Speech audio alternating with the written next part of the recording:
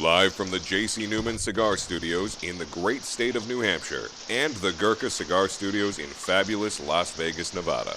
Welcome to the Smokin Tabacco Show with your hosts, Matt Tobacco and Kevin Acuff. And good evening, ladies and gentlemen. Welcome to another episode of the Smokin Tabacco Show. My name is Matt Tobacco from SmokinTabacco.com. And I'm joined once again by my good friend, Mr. Kevin Acuff, in fabulous Las Vegas, Nevada, in the Gurkha Cigar Studios. And my dog, who's with me tonight, too, who is never usually with me, but he's down here with me, and so he might see his head pop up from time to time. So, all right, what's his name? It's Buddy. I didn't tell you about Buddy? I thought you knew about Buddy. I knew about Buddy, but I forgot his name. Yeah, it's just Buddy. Yeah. It's so peaceful right now. This dog, let me be honest with you, okay? He's not a bad dog, but he is a very high-energy dog, okay? He's usually very rambunctious, and he will not sit still, no matter what. And this dog is being so relaxed right now. I'm like, is this the same dog? I don't know what's going on. Is he Border Collie? No, he is a Black Lab Australian Shepherd mix. He's about 60 pounds. He's about 60 pounds, and lovable dog. He's a lap dog, but he's got a lot of energy. I was going to say, there's no energy in either one of those breeds. Do you want to pop up and say hello? Hey, do you want to pop up and say hello? Hey, come on. There you go. Come on. Come on. Come on. You got it. I see a head. There he is. He's down here. He's doing his thing. He's doing his thing. All right, I got to go back over here, though. You can sit with me, though. You don't have to leave. You can stay right here. Nicole is working late, so I figured, hey, I got the other little one upstairs asleep, and I figured I'd let him come down here with me so he wasn't alone upstairs. So yeah, he looks pretty content. Yeah, he's doing pretty good, you know. He's doing pretty good. If it's just me, you know, the smoke doesn't, it's not a lot of smoke in here, and it's real well, you know, well ventilated, so it doesn't really bother him. But if there's like a couple of us and it's a little smoky, then I'll be like, yeah, you should stay upstairs. I don't want you down there. Yep. But other than that, here we are. And we have a great show tonight. We have two people on the show. Same company, but two people who I know a lot of you guys will be excited to see. Two guys I love a lot. From a brand I really love a lot, as you do too, Kevin. Yes, I do. So I want to bring them right in here because I don't want to keep them waiting anymore because they're awesome. But here we go. Let's bring them on. It's Miguel Schoedel and Andy Yaffee of Crowned Heads. Gentlemen. Hi, welcome guys. Back to the show for both of you. Thank you for having us on, man. I always love doing these shows, and obviously, Matthew, I appreciate what you do. You always run a great show, and Kevin, I feel like Kevin and I have become family over the last 5-6 years. You guys are awesome, man. Amen, brother. Thank you for the kind words, Miguel. Likewise, I mean, you guys are always great to us, and you guys have become good friends of ours, and you guys are all great people. Andy, same goes to you. I've known you quite a while, so I've been dealing with you for quite a while. No, yes, you he doesn't even. Yes, you have. I see where we're going.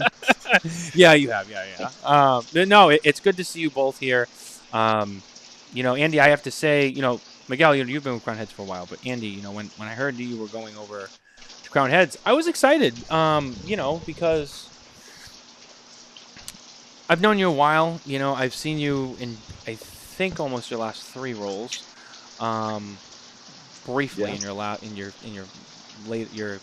oldest one, but I was excited. I remember when you were with Micallef and everything you did over there. But Crown Heads is a brand that I personally, and I know I could probably speak to Steve Kevin, that I've really come to love over the last couple of years, and there's a lot of great stuff that you guys work on. And when I heard you were going over there, I was like, damn, this is awesome. I love that brand. So this will be fun. This will be cool. And good for Andy, he's making a move. He's bettering himself, or whatever it was, and I was happy for you, man. So this is cool that we're all here, and you get to work with Miguel, who's awesome and knows what he's doing too. So this is great. I'm really I mean that. This is awesome to have you guys all here. This is gonna be fun, and I've thought about this particular show with all of us together for a while, and I'm like, so we got to make this happen. So glad you guys could both make it tonight. Now, I know that we have a couple of things we'll talk about. You guys have some projects that you've released recently. this year, some stuff you might be working on for the future. We'll talk about Las Calaveras annual release and all that other stuff that goes on. So, but before we do, we have to thank our friends to help make this happen, and that is going to be our friends at the number 2 guys. Whoa. Hold on. Whoa. Sorry, I'm not sure what happened there. Whoa. Whoa. What happened? We lost our boys here. Miguel, they just cut us right out of this. Boom. There we go. I'm sorry about that. I might have to fix the next screen too. I'm not sure what happened. I had this all set and ready to go, and like I said, I refreshed it before we all connected, and now it's like everything's not saved, so I don't know what's going on. But anyway, let's just keep moving forward.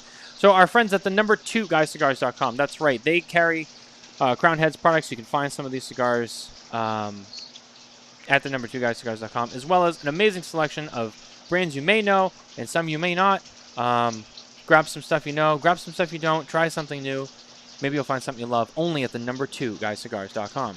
Our guests are with us tonight, so I always like to let them go first. Miguel, we'll start with you, then Andy. Kevin, you can follow in, and then I'll round us out. But what are we smoking tonight, gentlemen? Well, right now, I've been on my lanai for a little bit watching this beautiful rain roll in. I'm smoking a Coroneta Habano, which is one of our newer blends. And then on deck, I'm kind of a fast smoker. I have the Oz family Aramas, which just got a 91 and aficionado. So I got a little Habano and a little San Andreas for tonight. Awesome. And I am smoking one of our best sellers, the Mil Diaz Habano. Oh, yeah, baby. This is the Edmundo. So I'm also smoking on a Habano, but a little different Habano. And on deck, when I finish this one, I'm going to smoke the other Coroneta, the Maduro Coroneta from our friends at Casa Carrillo. Nice San Andreas Maduro wrapper on that. I'm loving this Maduro cigar right here. So I have very excited about these two tonight. Very nice. Kevin, what do you got rocking over there? Well, did you know Crown Heads makes unicorns? I did. Unicorns. Yeah, unicorns. I did. So I am I know what actually you have. smoking. I am actually smoking the Las Calaveras that started it all. The tasty 2014 Las Calaveras. I'm going to be honest with you. Wow. I'm going to be honest with you. Jeez. Just about all of the Las Calaveras have been really good. I don't think there's been one where I'm like, that one sucked. They've all been pretty good. The 2014 is the best one that you guys ever made. Hands down. It's the star of the show. I got two left. I was fortunate enough to have. I got two left. How many do you have? I opened a box to get this out. Yeah. Wow. You opened a box to get that out. So yeah. Were they 24 counts in the first year too? Yeah, 24 count. Yes. You saw 23 of those suckers. Yes, I do. Andy. And then Andy, I actually you and I have Andy and I will go out to Vegas, and you'll have about 10 left after we're done with you. Yes. Yes.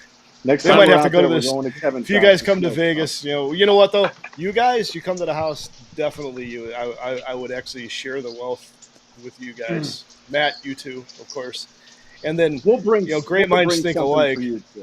Kevin, I'll trade you. I'll make it worth your while. I'll give you something crazy. No, there's no trading. I have enough cigars in this house. We don't need to trade anything.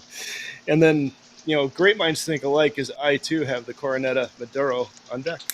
I don't know that I'll get through the Las Calaveras because I'm puffing very slow and enjoying, but if I do, I have got something else very tasty to follow suit. Well, yes, sir, you do. We'll keep it ready. You still might get to it. You never know. We'll see. I am smoking a Las Calaveras as well, and I'm smoking, like I think Barbara mentioned, me and Barbara are great minds that think alike. I'm smoking the EL 2019. Which beautiful. That's a good cigar. I had a couple left, and then I was at Twins recently, and I was like, oh, do you guys have any of the new Las Calaveras? I got to get some. And they were like, oh, I think we do. And they came back, and they were like, we got these. And they had 5 of these. And I was like, I'll take them. I'll take them. Score. Wasn't what I was looking for, but I was like, I'll take them. They're like, do you want to know how much? I don't care how much they are. I'll take them. And they're like, oh, okay. I'm like, yeah, I'll take them. And I snatched those up without even thinking about it.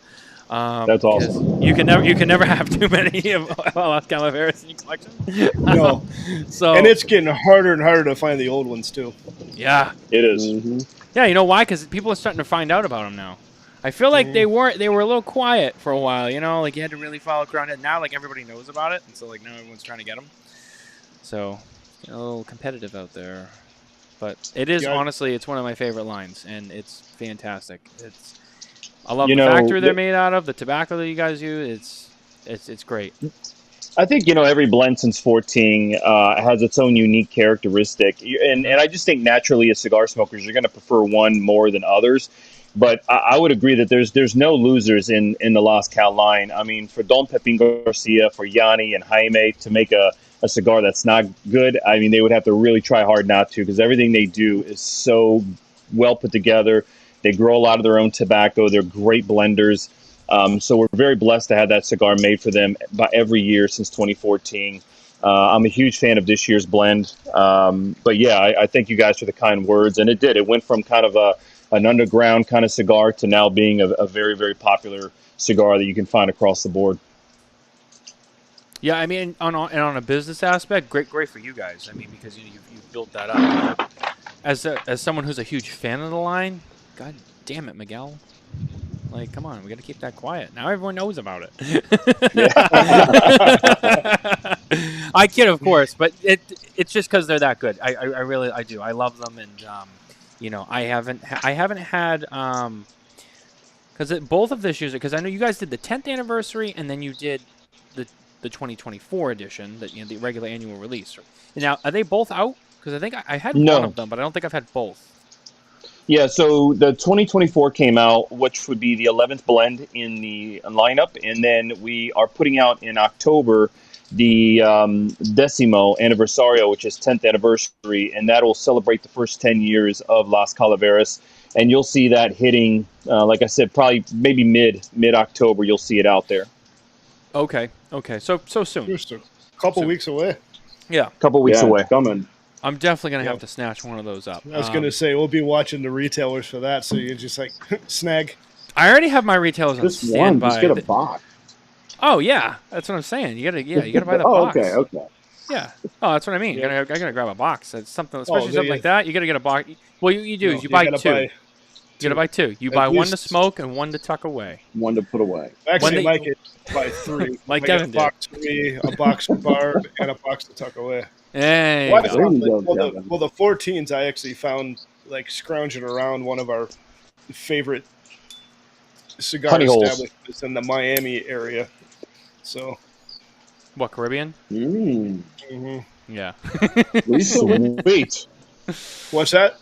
It wasn't recent. No, it wasn't recently. Oh, It was like 5 years ago, maybe 6 years ago. Okay. I was at the Great Smoke 2 years ago. I think it was 22. We were at the Great Smoke, and while we were down there, I went into Abe's vintage room. It was 2 years ago. Yeah, he had them. Yeah, when you came to our Airbnb and we did the show. So when I went, I was at the Boynton store, and I was like, Alex, can I go in the vintage room? He's like, yeah, let's go. And I went in there, and I was like, what do you have that's kind of like a hidden gem, so to speak? And he's like, oh, do you know about Las Calaveras? I was like, yeah, which one do you have? He's like, I got 2014s. I was like, shut the fuck up. And he's like, yeah, no, they're right there. He's like, my last 2 boxes. And I was like, I will take what you have. Yeah, they think they limited it to 2. You took the rest? He wouldn't let me. He let me take a handful. I was about to say. But he wouldn't let me. I thought there was like a 2 cigar limit on it. It was a 2 cigar limit. He let me get away with a little more than that, but not the whole thing. I was like, Alex, I will pay you for him. He's like, ah.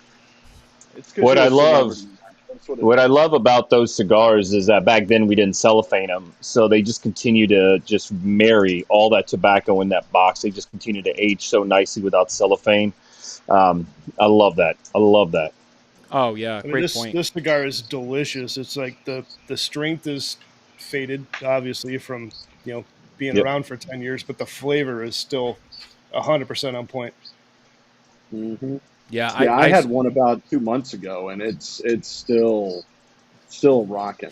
Yeah, I was gonna say I had one recently. I had one, I think last month. I was down here one night. I was just watching the movie, and I was like, oh, what do I have? Like, that's kind of like, I want to smoke something like really good. And I went into my special stash, and I saw I had a few left. And I'm like, I'm fucking doing this. And I lit it, and I was like, damn, it still rocks, man. Thank you.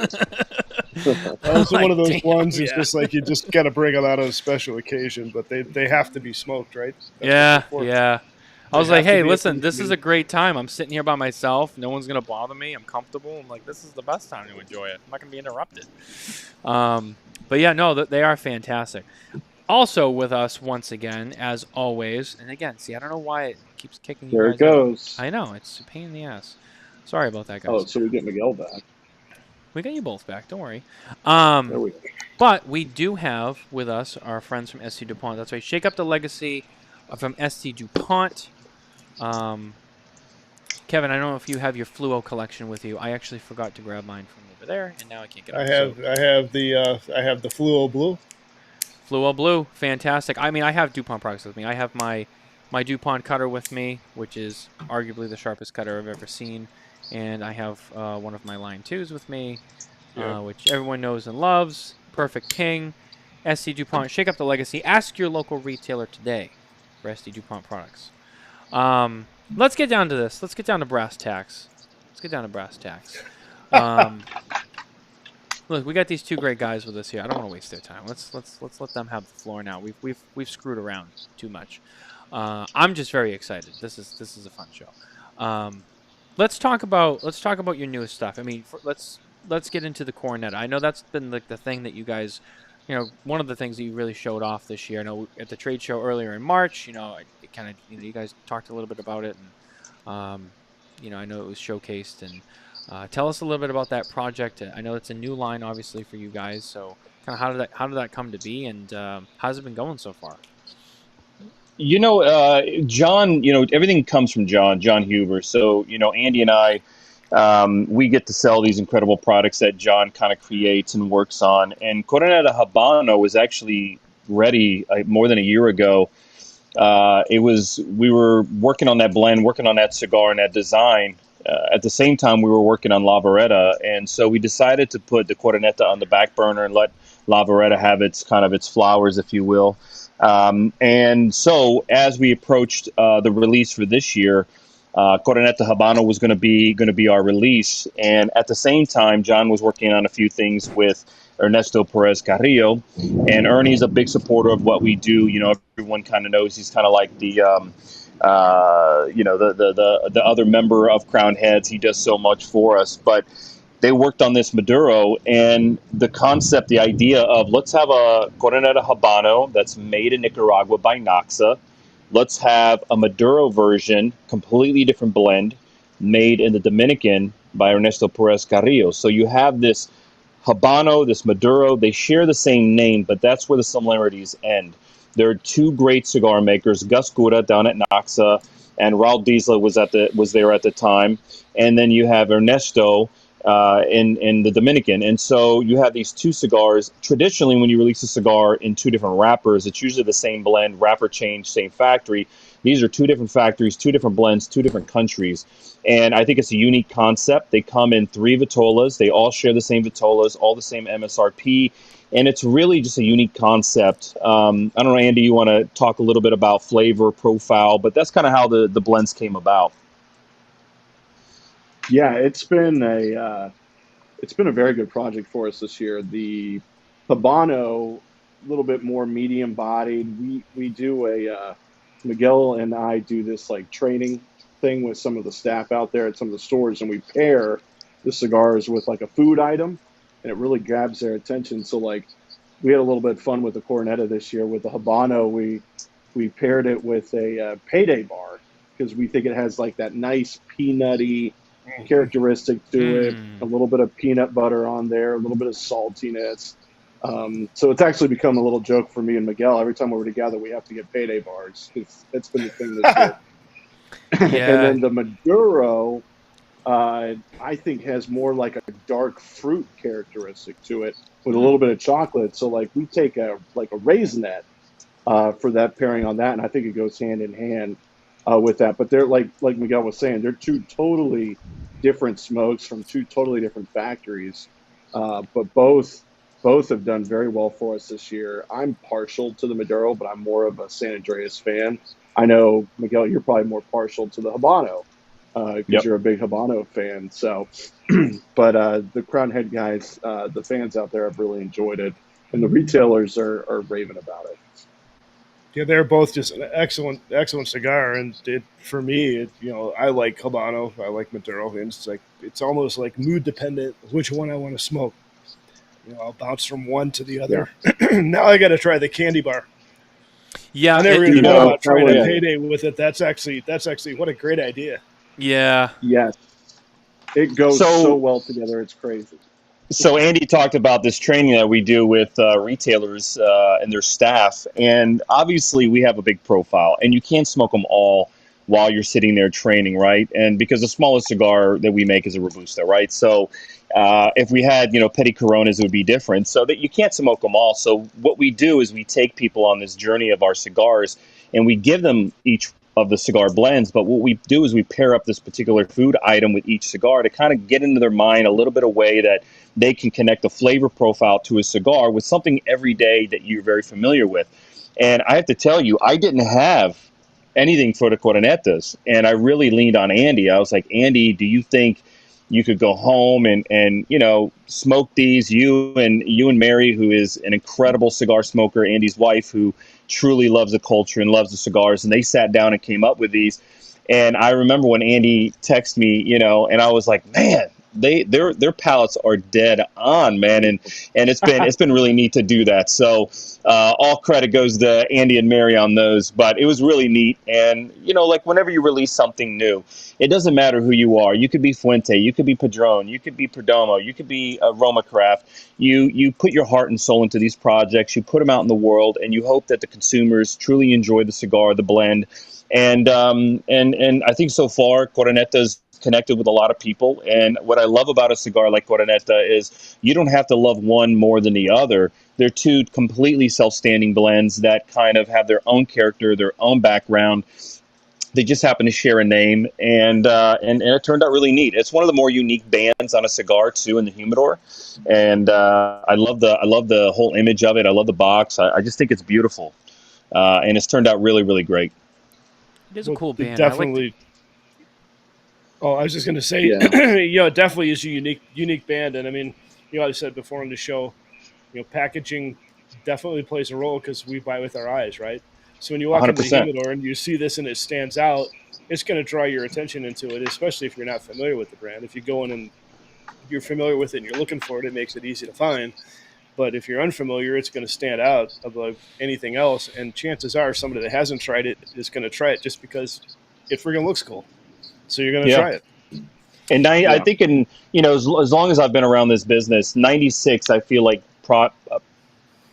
packaging in the premium cigar industry took a big leap forward in 96. And, I know as a consumer, a lot of consumers go, I don't care if it's in a nice box or whatever, a nice band. If it tastes good, it tastes good. But the reality is you want it to be beautiful. You work so hard on the blend. You want it to be presented correctly. And I do think packaging is a unique aspect, and it's a part of cigar culture. The packaging, going all the way back to the early 1900s. And like I said, I think it was about the mid-90s where packaging really took a big leap forward. And since then, I think the packaging in our industry has really been incredible. Yeah, I was going to say, I feel like even in more recently, a lot of manufacturers have been more conscious of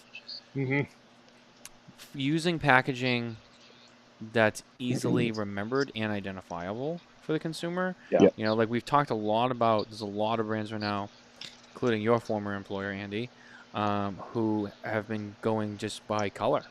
There's a handful of brands out there just releasing color names. And simple. There's one aspect of people who I know that, oh, that's so boring. But it's like, to me, it makes a lot of sense because it's easy to remember that. It's easy to remember blue, green, red, or even something else than something that's 5 words in Spanish that most people don't speak Spanish, and it was the something Bassier, I don't know, it was like black, and they don't find what they're looking for, and then it's like I mean, for Spanish speaking people, they probably remember that because they know the language, but you get these people who don't, and those names and those words, sometimes you don't remember them, and then you go back and you're like, I'm trying to find this, and the staff's like, I don't know what you're talking about, or they're like, oh, I think I know what you're talking about, and you find something else, and so There's one positive aspect to that. And that's if you walk into the retailer and say, you know, the one that's like 5 words that nobody can pronounce. Oh, I know exactly what you're talking about. well, yeah, I mean, there's that too. There's that too. But you know what I mean. There's a lot of people out there who don't smoke regularly enough that stay on top of stuff, and they just go, oh, I know I liked that one from Monte Cristo or whatever, but they don't know which one, and which is Matt, remember back in COVID, that became a big thing when people couldn't walk into humidors and pick out the cigars that they normally like to pick out.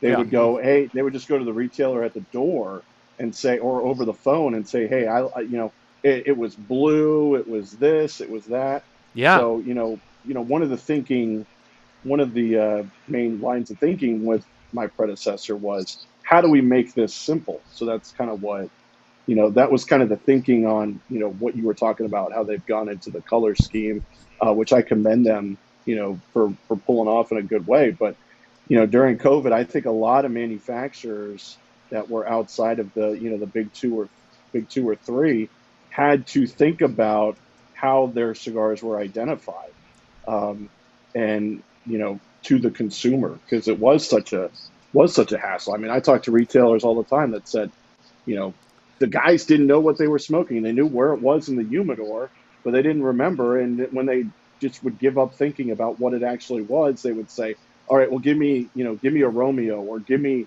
that red one over there type deal. I had a conversation today with someone at work who's getting into cigars, and I've been kind of helping him and educating him, and I've given him some cigars to try and trying to help him find his palate. And he came in today and he was like, oh, I bought something.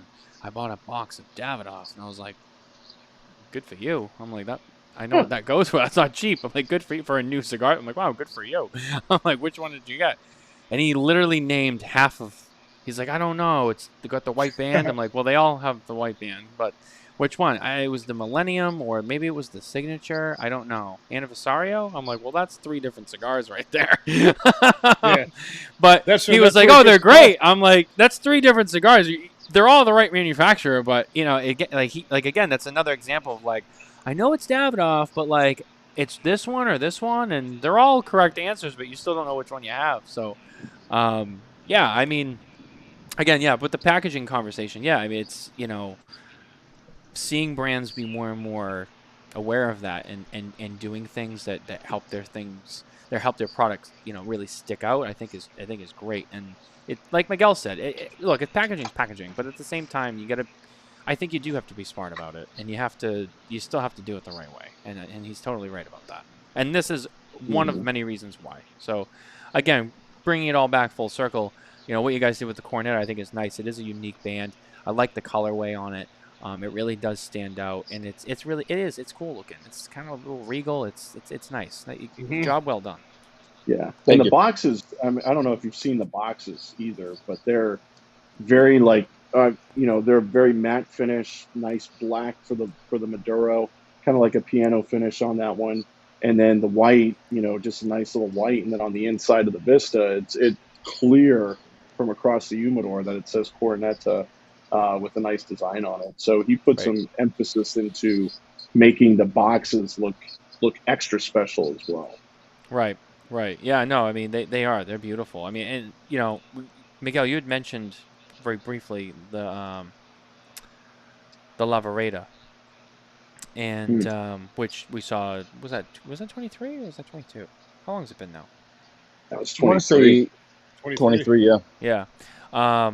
That cigar was impressive when that came out as well. And I don't know if you've been on the show since that came out, but Kevin and I have talked about that cigar, obviously, at length. And another great cigar that you guys came out with.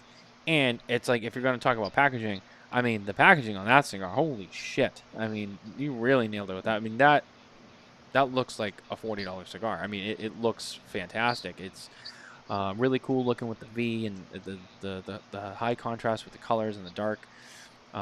Really looks awesome. I mean, the cigar obviously it smokes well too. I mean, it's a good cigar, but again, it's like, you're presenting that product and you're putting it out there, and just, it really pops. It really stands out. The one thing I will say about this, I'm sure you've probably heard this before, and it's kind of fucked up, but I don't know why. I don't know why this happens. I don't know why. Or maybe you guys know why. Maybe this was intentional. I don't know, but I'm gonna throw it out there. I oftentimes, so innocently and accidentally, get it confused with Vigueros. I do it all the time. I stop and I go, wait a minute, hold on. I go, it's Lavareda, it's Crown Heads. I go, not Vigueros, that's Habanos. And I always do that. I always get them. They both have the V, kind of prominent in their styling.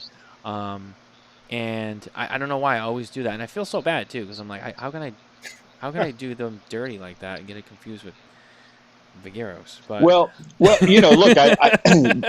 there's only it's one of those letters in the alphabet that doesn't really get used very often, right? So I think with Lavaretta, which is great, is like we just call it LV. You know what I mean? And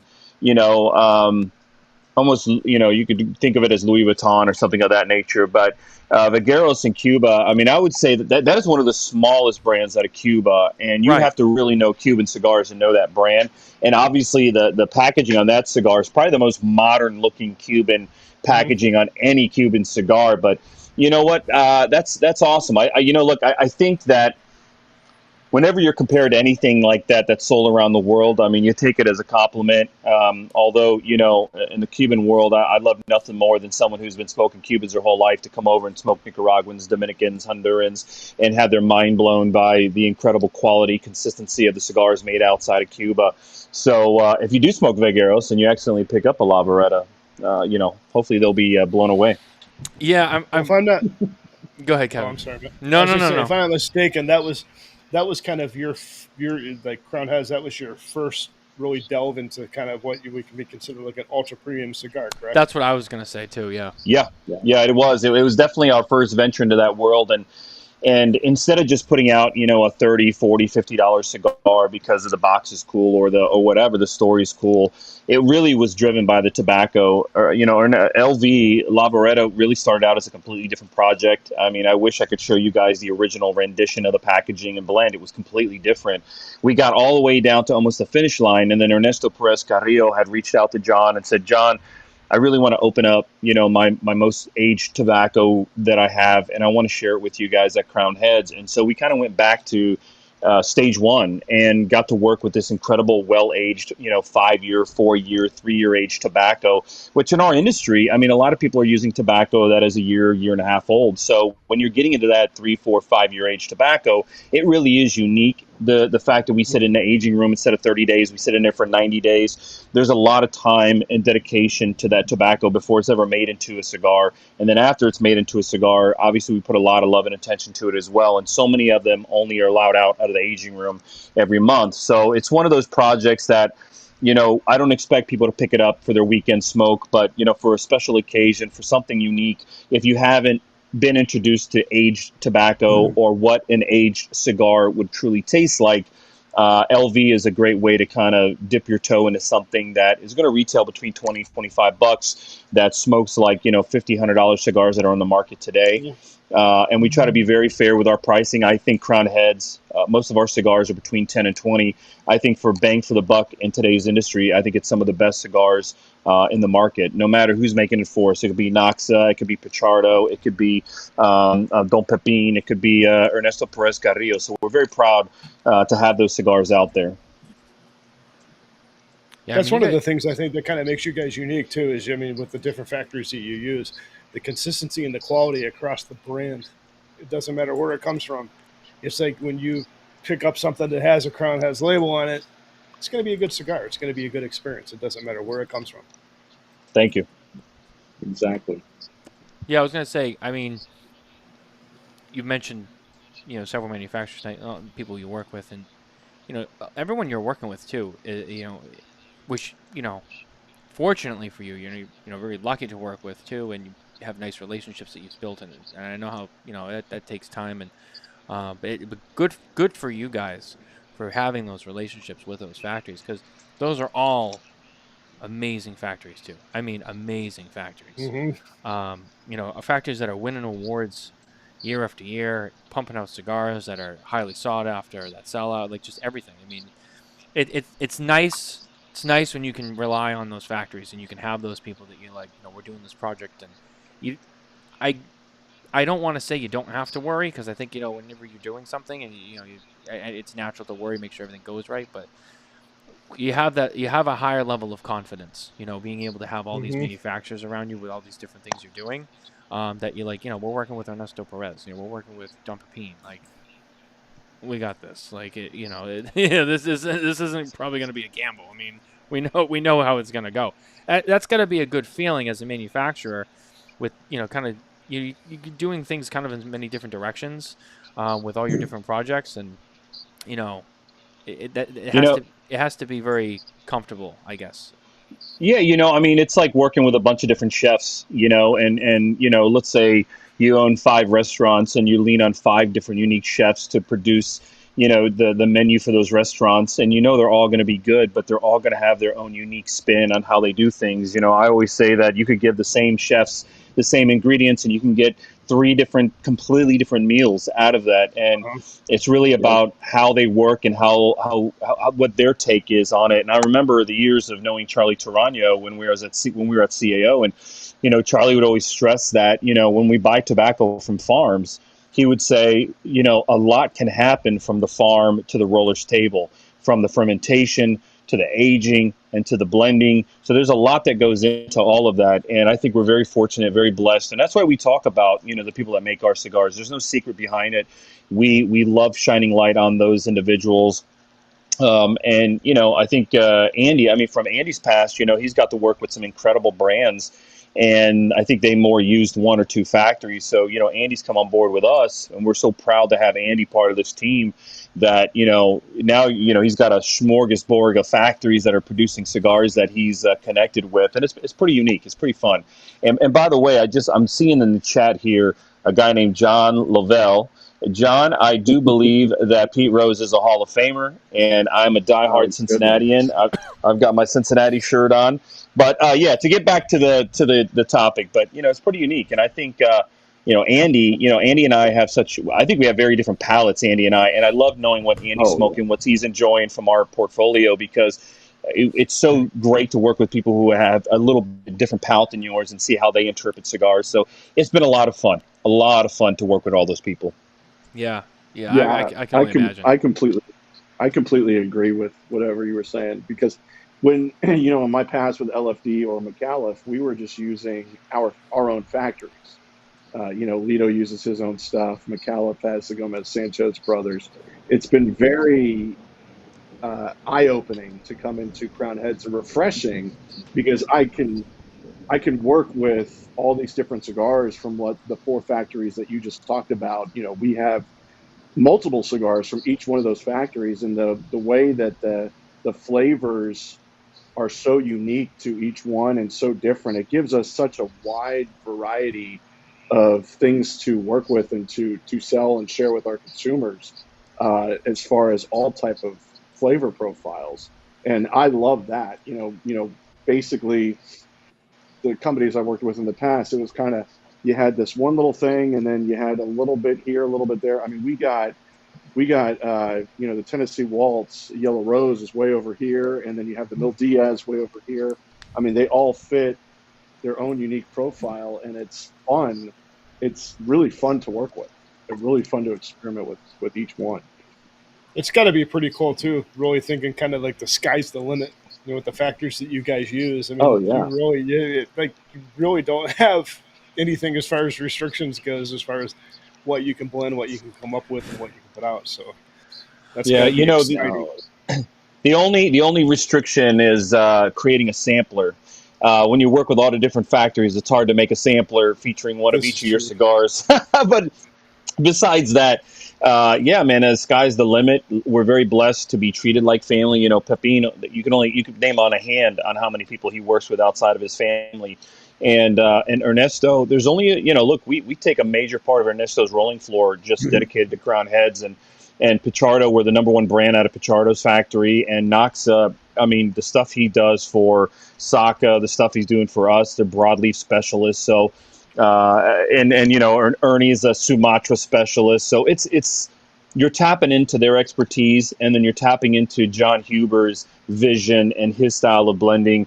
And I've spent almost my entire 21 years in this business working with John, Mike, and Tim in some way or another, and it's always incredible to see how they work with factories. When Tim came back, Tim wanted to work with Ernesto, and Bosphorus was Tim's first cigar in the industry coming back, and there was a tobacco, Ometepe, which Tim did not use, was not really available to us in the CAO days. So he was able to tap into a tobacco that Ernie had readily available, which not every factory has Ometepe available. So those are kind of unique things, and just one example of being able to do, using stuff that they can get their hands on. Ernie has relationships that go back, obviously, decades, and when we lean on those relationships. And I would think as a blender too, using tobacco that you've never used before, that kind of, adds a whole nother level to the stress. It's like, well, am I going to be able to pull it off and make it work? It's like a nice new challenge. No doubt. It definitely keeps the industry challenging too. So that's pretty cool. Now, one thing I wanted to talk about a little bit tonight, and I know Tim's not here, but obviously you guys are with Tim Osner on, and his cigars too, kind of falls on your umbrella. And like I said, I know he's not here, but, I know you guys have been working with that brand with him and building that and expanding it. And I think you guys added some stuff this year to that, didn't you? Yeah, Tim basically has three core lines. The Bosphorus, he's added the Aramos, which I'm smoking right now, and then the new one is the Fursat. So he has three core brands, and then from that, we've done some limited edition called Pice and Astasia. We've done yellow, we've done red. This year will be brown. And so, yeah, Tim has been, and right now, as of right now, everything that he's worked with is coming through Ernesto Perez Carrillo. Obviously, two old families, the Osguners, the Carrillos, being able to connect. So you've got these two legendary families being able to work on projects together, which just, to me, creates magic. And I think Andy and I both take a lot of pride in representing not only Crown Heads, but also Oz Family Cigars, which has been an incredible addition to our family. Yeah, absolutely. I mean, that's, obviously I know the family's been in the business, for a while, and, now he's kind of coming back, and doing his thing. But yeah, I mean, that really took off quickly. I remember that was one of those brands that just, like, it seemed overnight. It was like, boom. It was just, it was as if it'd been around this whole time. Yep.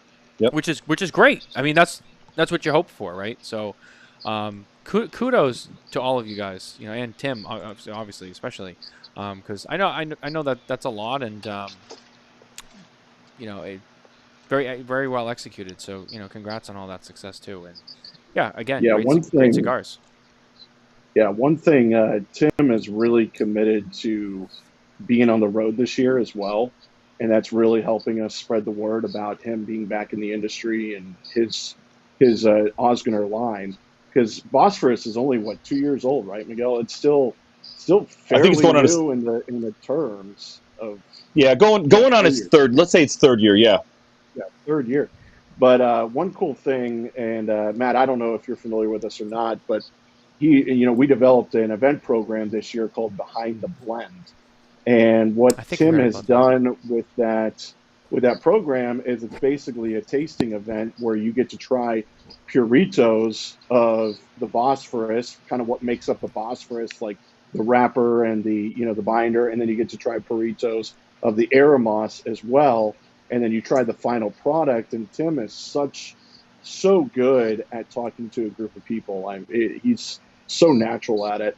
And, we've set up these events to where he will walk you through the whole story, of his past, and then what goes into the Bosphorus and the Aramos cigars with the tasting kit. And he's got a little booklet that talks about the different regions where the tobacco comes from.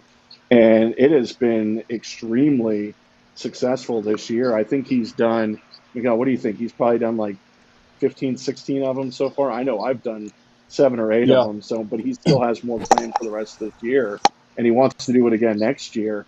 And the response to it has been overwhelmingly positive wherever he's done it. We've done dinners with up to 70, 80 people in it. He's going to actually I believe, do a miniature one at the Big Smoke this year. I don't know if either one of you are going to the Big Smoke I in won't be. Vegas, but he will be doing On the one panel. with Ernie. Yeah, on the panel. So that's been very, that's very cool. successful in spreading the news and the word about his blends. And then the first Sot, which was one that he came out with this year, which was more of a Connecticut lighter body, nice sweetness to it, Nicaraguan filler. It's a soft press that has gone over extremely well. It's only been out maybe 3 months now. I've gotten several reorders on it. It's actually turned into my favorite cigar that I smoke pretty much daily. It's a fantastic smoke, and the first Sot is kind of his third and final. He always tells people he likes to do things in threes, so that's kind of like the third and final of his legacy of his family line, which all has a little bit of a story to it. But the first Sot has done extremely well for us, and actually, if you keep your eyes peeled, he's actually doing a special first Sot for the state of Tennessee to celebrate the cigar game coming up here in a couple weeks, which you'll start seeing in Tennessee retailers coming up soon. So another way that he's getting his name out there by doing these special projects and getting out there and getting in front of people. It's done wonders for us. Yeah, we got event sounds cool. It is. It's a lot of fun. We did something similar to that back in the CAO days when I was with Tim. We had a cigar called the LX2, Lajero times 2, right? And we did this special box, and it had one of the Robusto LX2s in there, and then it had like 3 or 4 Puritos, other tobacco that was in it. And we used to take that and do these insight tastings around the country. Now, since that time, other companies have done it. I think like the Tobacco University's done samplers. I think Agrinosa's out there doing some stuff. And so it's a way for Tim to kind of tap back into the CAO days, take that idea, formulate it a little bit more structured. And it's been an incredible event. And I tell everyone, you got to get your chance to go to them. I know that we have 2 coming in Ohio. We have 1 in Dayton. I think we have 1 in Cincinnati coming up. And then I think November, December, there'll be some in Florida as well with Corona. So there's a lot of great events and that Tim is doing. And it's a great opportunity for people to kind of connect with Tim. If you're new to cigars, meaning over the last 5 to 10 years, you may not know Tim. You may not know the Osgener legacy since 1968. So it's a great opportunity to meet him, hear his family's story. They were so important to the cigar industry all throughout the 90s and 2000s. And to bring that back is really, really awesome. Well, what's cool about those events is, it can take, the casual cigar smoker, and turn him into a cigar nerd, kind of like all of us, right? Absolutely. I write reviews. It's like, it's my job to break down cigars and break down the nuances and, try to determine, why this wrapper and this filler or whatever tastes, puts different profiles in there. It's really cool for somebody, especially that's never really broken down a cigar, to be able to smoke those Puritos and be able to taste the different components and see firsthand how those components affect the final product and why it tastes the way it tastes. It literally, no doubt, it literally turns you into cigar nerd. You can't help it. You know what? Events, I always try to participate. It would be a cool idea to, this is off the cuff, but, maybe we can get Tim on here with Andy and maybe we could do the whole thing on here so people can see what it's like. And, and who knows, maybe we could do something like that. That would be awesome. 100%. So 100%. Let's do that. We could send you some kits ahead of time and we could all 4 do it together. I'd love to do that. It's quite an experience. And like Kevin, you were talking about, awesome. I've had several of these events that I've done with Tim already, and to see each one has probably had a couple rookie cigar guys come out that just want to learn, and then they're blown away at the end of it by the whole process of going through it, and then they get to keep the little booklet that comes and talks about with everything. It's really, really a unique, very involving event that we've had a lot of success with. Well, I remember back when I was, just a rookie smoker and just starting off, enjoying cigars, I went to a tobacconist university thing they had here in Vegas at one of the lounges where they had one of their sommeliers come in with the kits and everything with the Peritos, and I forget the brand of cigar that was in there, but it had all the different components of it, and that's where I learned that kind of had the unique palate, and I was able to identify the different things because he says write down what you're tasting. So it's like each one I smoked and wrote down everything, and there was one particular flavor note in those that was called burnt marshmallow. Ooh. That they were looking for somebody to get, and it's like I was the only one in the room that picked it out, and he's like, "Wow!" He goes, "That's actually one of the ones that we were looking for." But it's so cool to be able to do that, and if you're newer to cigars, if you've never even really thought about, why you're tasting what you're tasting, it's so cool to be able to break it down and learn, right? Yeah, no doubt. No matter what you do in life, whatever your hobby is, whatever you enjoy, the more you can learn about it, the more educated you become, the more you can appreciate the nuances of whatever it is. I mean, you could be collecting baseball cards, you could be into cars, whatever you're into. The more you know about it, the better you are at enjoying your personal, your hobby, and that's what I think Tim is doing with Oz Family Cigars. And John, John with Crown Heads, John really uses social media to connect with consumers, to spread awareness about our brands and our blends. John is great at leaking out little things on Instagram and things like that you can kind of go on the journey with us. Releasing a new cigar or releasing a limited edition. And that's not something that was around in '96 when I really got into cigars. '98, I really fell in love with cigars. For me to find out what a blend was, I had to hope that it was going to be reviewed by Cigar Aficionado. And there was so little information. There was no social media. And so in today's world, the fact that you can go on Instagram and connect with John Huber, Pete Johnson, any of these guys on their blends and send them a message, it's brought, I think, cigars down from this kind of, almost untouchable kind of hobby to much more to the masses. And it's only grown our industry. We saw it during the pandemic, and I think it's just made better consumers, better educated consumers, which makes us, again, better hobbyists. I think the pandemic changed the entire world for everybody, but I think the cigar industry, more than some, has been major impact majorly on the cigar changed. industry. Even in 2019, I've had conversations with a lot of people like yourselves who've been around for a long time, and they're like, dude, in 2019, before that thing started, like, this was still a very kind of old school business. And then that happened, and it was forced upon everyone, like, you need to adapt to the new ways of life. And now, like Miguel, like you said, because everything had to be online for so long, and then everyone had to use online to connect with the consumers because they weren't doing anything else. They weren't going to events. It's like people just got into that routine, and now you're right. It's like you can go on Facebook and you can message Steve Saka and you can bitch about something, and he will come back and he will answer you. Yep. Maybe a little snarky, but that's what's funny about it. Yeah. But you get that. Well, you get that reaction on Facebook. Like, anyone can do that now, and you're right. Like, that wasn't really a thing before. I would tell you one of the things that I think happened during the pandemic, and Andy and I think we've talked about this a few times. Before the pandemic, I used to do maybe one interview every other month or something like that. And then during the pandemic, we were doing all these shows, and they've continued on. What you two do with a show like this is something that wasn't around in the late 90s, early 2000s. And what you guys are doing is a service to the industry. It's really incredible and impeccable that we can sit here and smoke and connect with the people that are listening, the people that are watching. I've been on these shows where we've had people tune in from Australia, where people have tuned in from London.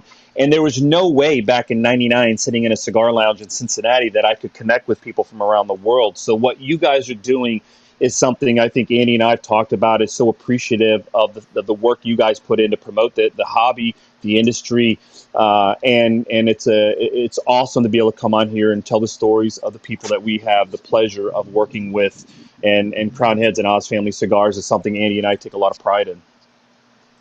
Well, thank you. Thank you so much for those comments. Yeah, that's awesome. This is definitely a lot of hard work, and it was one of the things I wanted to say is that kind of makes this industry unique. Guys, if you want to smoke a cigar with Miguel or Andy, show up to one of their events, and they're going to sit and smoke a cigar with you and have a conversation. That's one of the things that makes this industry unique is, the celebrities and superstars of the industry are directly approachable and will sit down and have a conversation with you. Oh, no doubt. And we're another industry in the world that does that. Yeah, we're very blessed. We have, Craig Smith is our rep out on the West Coast. Craig's a great guy. We have Brian McGee, who's a veteran of the cigar industry, I think 27 years in the business. We have Belkey Sanchez down in Florida, who's just a wonderful, fresh breath of, fresh air, because she is so professional and so loves the industry. We have Danny up in Milwaukee, who is just a guy who lives the industry a day in and day out. And we have Jake Sanders in Ohio, who is just a good old boy, loves cigars, loves good bourbon. And we have an incredible team of people that love to share the culture at these events and love to sit down and have a cigar with a consumer and talk. We're very blessed to have that ability to, in this business. I think that's important. I mean, before I was in the industry as a consumer, where, I was strictly just, I was new to it and just kind of learning who's who and whatnot. The guys like you two that would actually take the time to answer questions and, be on Facebook and answer questions, or, be in a cigar lounge and sit and smoke and just, talk and BS. That directly influenced my buying decision, because the guys that actually made the effort to get out there and tell me about their product and teach me about their product, that's who I wanted to buy stuff from. Yeah, that's awesome. Yeah, absolutely. Very well said, Kevin. I couldn't agree more. But it is time once again. Kevin, you're up. We got some news to read. We got news. We got news. All right. Our news is once again brought to you by Micallef Cigars. That's right, featuring the black, the blue, and now the red. The colorway continues to grow. Only Micallef Cigars. What do you have for us this week, Kevin? What's happening? We actually have news that actually involves the departure of our good friend John Carney from LFD. They have announced that. I think I heard about this. Yeah, you maybe might have heard about this. We posted on SmokinTabacco.com. Our good friend Lito Gomez Jr. is now the VP of Retail Partnerships and Sales at La Flor Dominicana. Wow, look at little Lito growing. Not long ago, he was a young boy. I mean, you definitely, that's kind of like one of those, the sky's the limit kind of thing. He's young, energetic, only looking forward. Probably still one of the best dressed guys in the industry, right? So, definitely wish him luck, and I definitely see a lot of good to come with him and his new role. Yeah, it's interesting. He's the last one in the family to get into the business, but he made it. He made it. And I saw him last week, and he had told me. I was like, "Get the fuck out of here!" He's like, "No, really, it's happening." I was like, "Oh shit! All right, cool." I was like, "Wow, look at you growing up." But yeah, no, he's got some responsibility. Hopefully he can take that. Some big shoes to fill. Yeah, he's got some big Crocs to fill. That's for sure. He's got some big Crocs to fill. But yeah, no, congrats to Lito and his advancement in the family business, and I wish him nothing but the best, and I wish him luck. So that's going to be our news for this week. So thank you guys thank you, Kevin, for reading that off. I appreciate it. Let's go back to our guests here. Getting back to the show, I'm sorry. I was thinking about. I had something I was going to bring up, and I lost it right before I started the news. And I'm like, fuck, what was that? Well, as you're thinking of that, I had something. I think we all love John Carney, and it's exciting to see what his next steps are. And I think we all have a lot of love for that guy, and he's definitely one of the good guys in his business. So I know Carney's going to do great, and I think we all wish Lito Jr. The best of luck with his new role. Absolutely, yeah. I mean, I second that. He's a Gomez, he's going to be good. He's got a lot of different shoes to fill, but it's in his blood. Yeah, it's in his blood. I mean, that's what they do, and I think he'll learn a lot of things, which is great. And you know, I'm He excited. I'm definitely excited to see has what he the does. energy for it. Oh yeah. Oh Yeah, yeah. that's something I've always admired about him. Is he definitely has that positive, good enthusiasm about being part of the family and about Mhm. whatever he's doing in this industry. Like, I mean, I've known him since he was, I think, 15 on the PCA floor, running around trying to get orders for us and competing with each one of the sales reps. I did a better order. I got a bigger order than you did. Ha ha ha ha. But I mean, like that. That's just like his enthusiasm and excitement about being involved. I think will serve him and the LFD family very well. He's going to be successful. He's earned the Absolutely. right to be where he's at. It wasn't just handed to him. Yeah. Yeah. Yeah. I Yeah. mean, Put in the work. Put in the work. Yep. yeah. So I mean, good for him, and excited to see where he goes with that, and him and his older brother Tony, someday will take the reins, and just keep that legacy going. So good for them. Really good for them.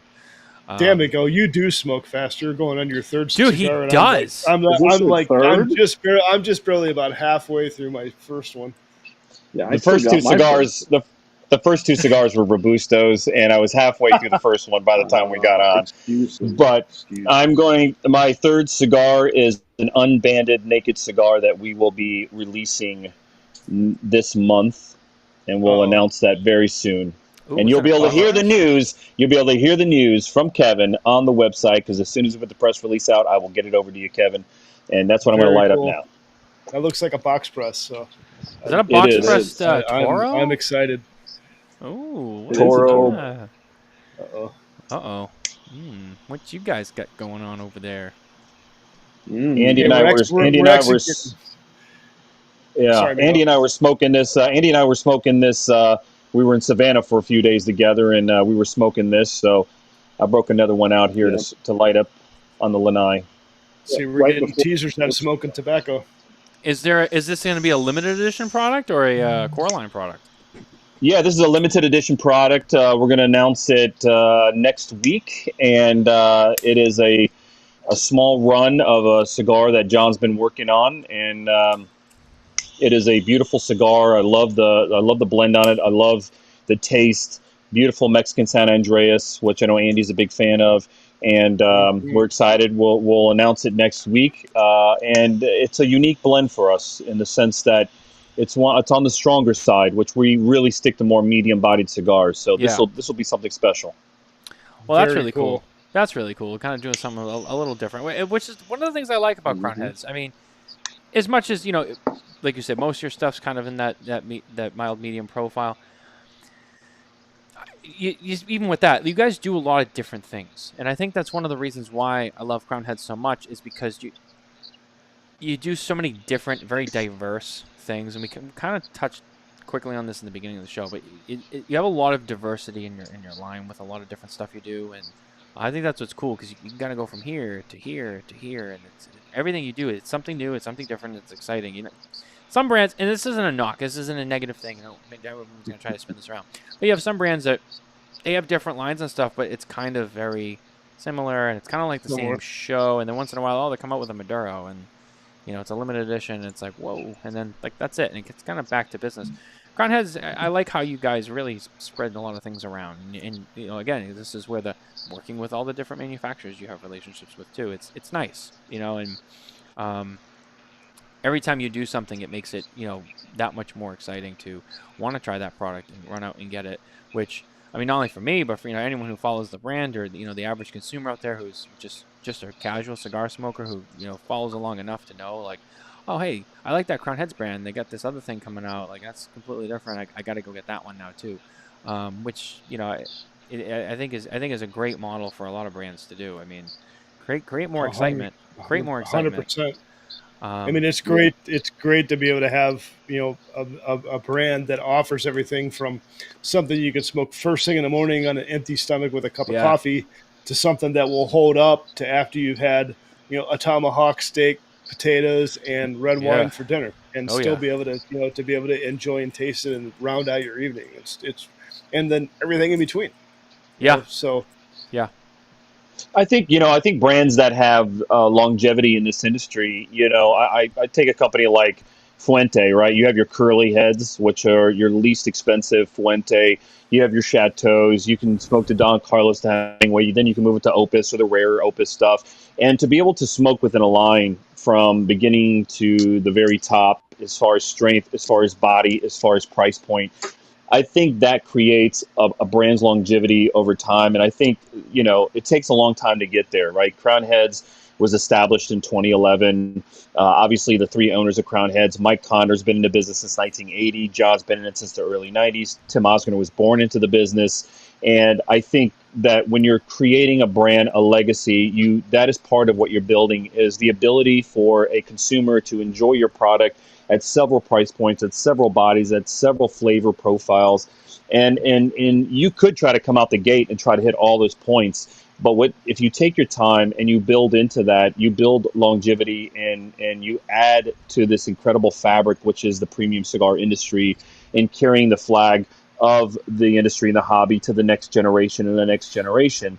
This is a commodity that, no one needs to smoke a cigar. You do it because you enjoy it, because of the hobby aspect. So when you're able to bring something new, unique, or create longevity and creativity, I think that's what creates long-term success for a brand. And after so many years, you create, you become part of that fabric, right? Rocky was a guy who did a million events, put out a lot of different cigars, and now all these decades later, Rocky, you can't talk about the cigar industry without talking about Rocky Patel, without talking about Fuente or Padron, and I think all the companies out there, no matter who you are, you're building that legacy into the industry, and it just adds to the culture, which I think we're very proud. Andy and I are both very proud to represent the Osgooders and Crown Heads in that sense, that we're trying to add more to the industry than we take out, right? We're trying to add to the culture and not take from the industry and give back. So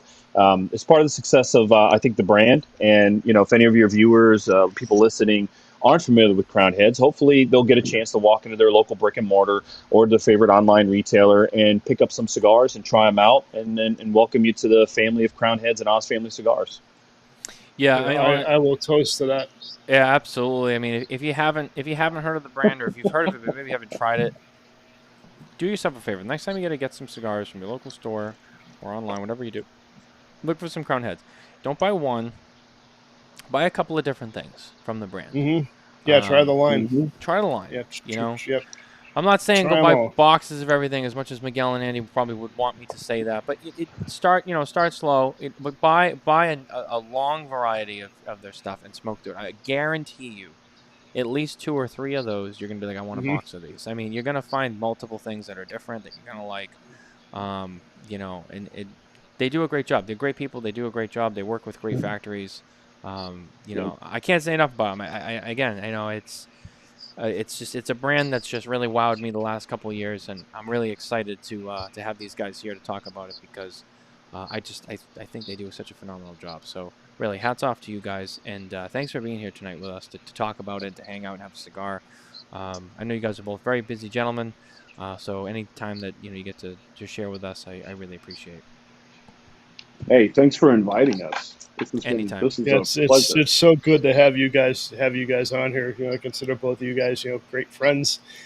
I will add to kind of what Matthew just said. I was a fan of the brand before I knew either one of you guys. I mean, the fact that we've become basically family. From meeting each other on the road and whatnot. That adds to the experience. But the cigars are freaking outstanding. So even if it wasn't Miguel and Andy here, on the show, we would still have the same opinion of the brand. Yeah, cigars speak for themselves. I mean, that's really the industry it's such an amazing industry. I mean, the people that are tuning in, these people are what we are, right? We're cigar geeks, we're cigar nerds, any way you want to call it. We love the industry, we love the hobby, and it's great to connect with people through this. I mean, it's so funny. we talk about, come to our events, hang out, let's smoke a cigar together. And I'll be honest, the first 10 minutes, usually you're talking to consumer, you're talking about tobacco, but usually it'll roll into something else. It could roll into their favorite sports. It could roll into health. It could roll into bananas.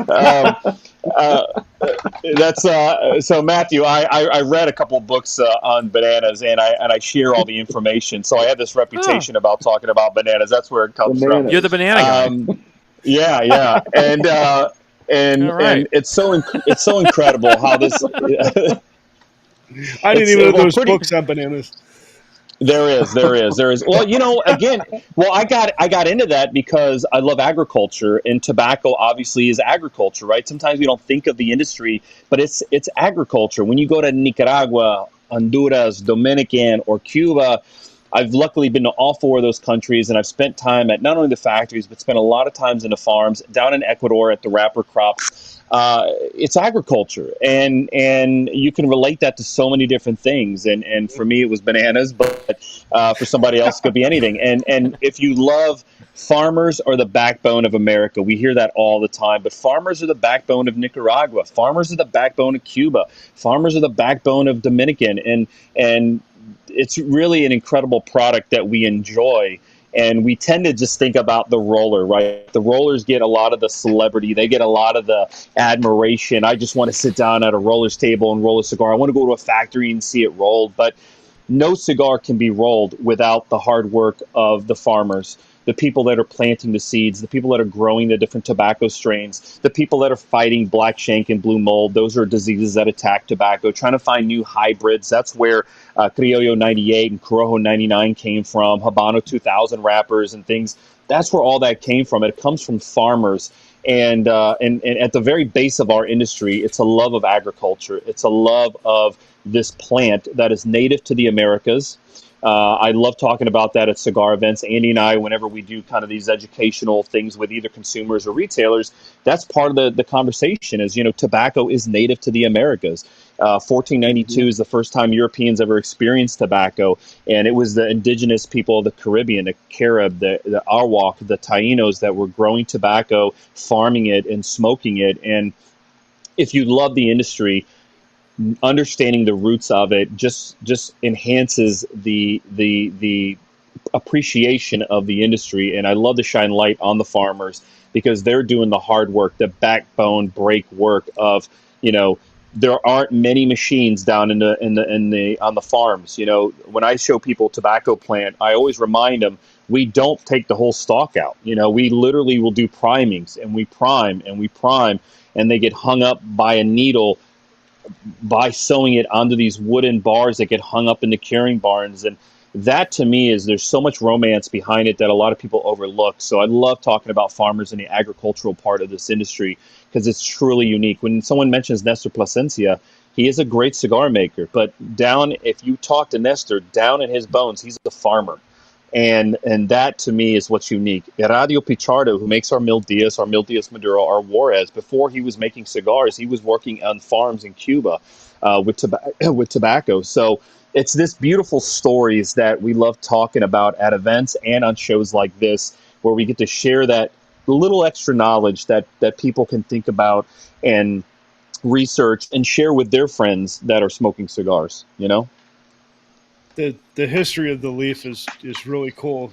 Kind of the parallel, one of the things you're talking about agriculture. If you're a cigar nerd or you just want to learn more about the leaf and the history of tobacco, like I read a book, a couple years ago, Tobacco by Ian Gately. Yeah, and that book is just outstanding, and it's literally like almost mind numbing about how far back in history it goes to where people were, taking tobacco leaf and smoking it. No doubt. Yeah, I mean the like you guys touched on, like the history and the farming too. I mean, we don't. And that's the thing. We don't talk a lot about farming on the show, and I wish we did, and I wish we had more people on who did farming. But there's not as many farmers that do these shows. You know what I mean? I mean, you got guys who know the farming who come on and talk about it. Sure. But there's a lot more out there, and yeah, they're not doing stuff like this, and that's because they're farmers. They don't, they're down on the farm, and that's what they do. They don't come on shows, and they don't talk about it. They just work the farm, and which is really cool. But I wish I also got to chat with them more. Yeah, look, they're the unsung hero. They're the unsung hero of our 100%. business, Yeah. And there is always tends to be a language barrier too, right? Because most of the farmers in our industry speak Spanish, only speak Spanish. But as our industry grows and continues to grow, and the generations continue on, and English becomes a little bit more common in places like Nicaragua, I think you'll see that. You know what I mean? And Right. and I think us touching upon it tonight is a great kind of way of, hey, you tune in. Yeah, the guys are going to talk about Crown Heads. Yeah, they're going to talk about Oz Family Cigars. But also, when Andy and I do these shows, I think it's always trying to find a little bit of information that we can share that maybe isn't talked about or isn't talked about enough. And that's one of the things that, we could do. I mean, Andy right now, look at the shirt that Andy's wearing. You could see that on a farm in Nicaragua right there. Just that checkered shirt. That's that farm. You know what I mean? Like, he's going to go out to the farm and do a priming. Cap. Yeah, Man, 100%. I'm channeling my inner farmer today. I could see Andy out there tending the crops. You know what? I love my Dixon flannel. So I mean, that just fits, right? I love it. I could see Andy down on the farm, just working the plants. Just work. I know, Matthew. We're getting kind of close to wrapping up, but it's like before we do, I would just want to ask the guys, what do you guys have coming up? I know that we just announced the 2024 TAA. What else do we have? Yeah. What else do we have coming forth? I know I believe that is not a Lost Angel this time. It's a 2024 TAA release. Yeah. Andy and I are going to be down in Aruba for TAA in October. We're going to show off 2 new cigars there. Pie Brown, which will be the 3rd installment of Tim Osgoner's Pie Synesthesia. That kind of unique release that he does every year. We're going to show off our new TAA exclusive. This one is just called Crowned Heads. And we have this cigar that we're going to announce sometime next week, which will be really unique, a great limited edition cigar. And I know Andy. Go ahead, Andy. Well, we also have the Decimo, which we already touched on too, which is coming out here. So, I mean, that's, what is that? 1, 2, 3, 4 things that are coming out here soon. And then the other one that will be released starting tomorrow, I believe, in the state of Tennessee, we did a special Fursat, Osgoner Fursat size that'll be commemorative to the University of Tennessee and that game against Alabama that they do every year called the Cigar Game. I believe it's October 19th is the actual game, but we made very, very small amount of boxes that will be coming out with a Tennessee checkered band on it, and it comes in an orange box that says that, for the Cigar Game, exclusively for the state of Tennessee. That's so cool. You'll see that one out in the next week or so. Me and Tim are actually going to do a couple events in Knoxville leading up to the Cigar Game. Unfortunately, or fortunately, I have to be in Aruba on, the day that the Cigar Game is. So both, or otherwise I'd be in Knoxville for that too. But I'm super excited about it. I do want to make a point. There's nothing unfortunate about being in Aruba. Come on. Two things real quick. Andy got to work on that project with Tim, which I think is really unique. It was something that, we all have our hands in so many different things. And Andy really stepped up and said, Tim, let's work on this together. So that credit to that cigar. It's already been pre-sold to all the retailers in Nashville. Sold out in 24 hours. In 24 hours, and Andy had his hands involved in that project. I really had nothing to do with it, so I think it's so awesome. It's a really cool concept. Obviously, Crown Heads is very proud to be in Tennessee, so it's a way to say thank you to the state of Tennessee, to the university, and that's really, really neat. And yeah, he's going to be in Aruba, but he's going to be in Aruba with me. And what he doesn't tell you is that this is his anniversary, his 1-year wedding anniversary, and shit. on his honeymoon, he was in Aruba with his beautiful wife, Mary, and he's going to be in October in Aruba with his beautiful friend, Miguel. So that's the fortunate part of it. Are you You gonna? know, I love you, Miguel, but if it was my anniversary, I would much rather be in Aruba with my wife. Okay.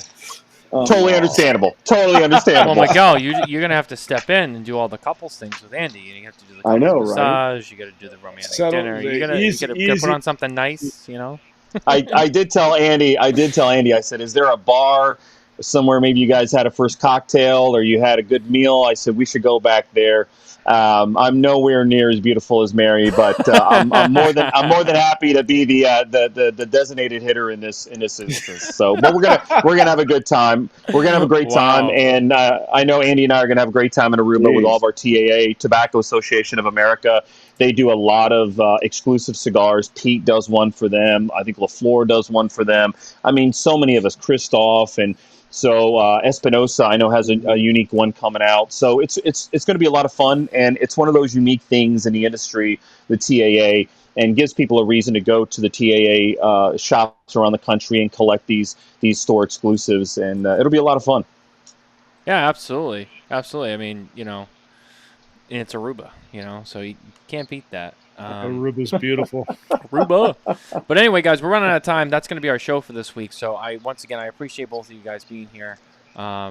It's great to spend some time with you, and I know you guys are busy, so thank you for your time. And Yes, really thank you. excited for what else you guys have up your sleeves. And if I don't see you before then, I'll see you at PCA in April. So definitely looking forward to that down in New Orleans. Down in New Orleans. But, yeah, that's it for our show this week, guys. Don't forget to go to SmokinTabacco.com for more news, reviews, and updates from the cigar industry.